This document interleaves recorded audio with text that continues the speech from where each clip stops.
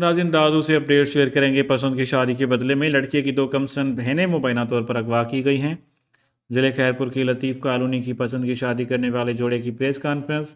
निदा कुरैशी ने कहा कि शरीयत मोहम्मदी मुताबिक शेजान मंगी से पसंद की शादी की है। उन्होंने कहा कि मेरा अहल खाना मेरे शौहर और उनके वालिदैन के दुश्मन बन गए हैं।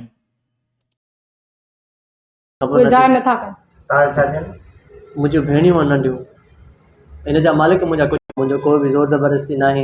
मां अॻवान आहियां थी। मां पंहिंजी रज़ा ख़ुशी सां हिन सां गॾु आई आहियां ऐं पंहिंजी FIR वापसि वठो। जेके शीज़ान जे मामले ते FIR थियूं आहिनि उहे वापसि वठो। जेकी छोकिरियूं अगवा थियूं उन्हनि जी उमिरि घणी आहे? हिकिड़ी जी उमिरि आहे 13 साल साईं, ॿी जी उमिरि आहे 3 साल। उहे कंहिं वटि आहिनि? वॾेरे वटि आहिनि या छा? हिननि जे मालिकनि वटि आहिनि। हिननि अलाए काॾे करे छॾियो हिननि जे मालिकनि, उहो असांखे ख़बर कोई नथी। ज़ाहिर नथा कनि।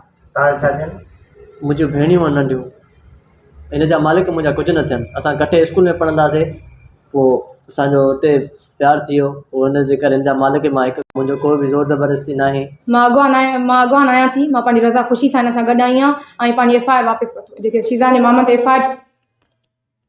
उन्होंने कहा कि झूठे मुकदमे और मेरे शौहर की बहनों को आज़ाद किया जाए। हम साथ पढ़ते थे, 4 मरतबा रिश्ता लेने के लिए गए। हमने पसंद की शादी की है, हमें तहफ़्फ़ुज़ फराहम किया जाए। शेजान मंगी का बयान।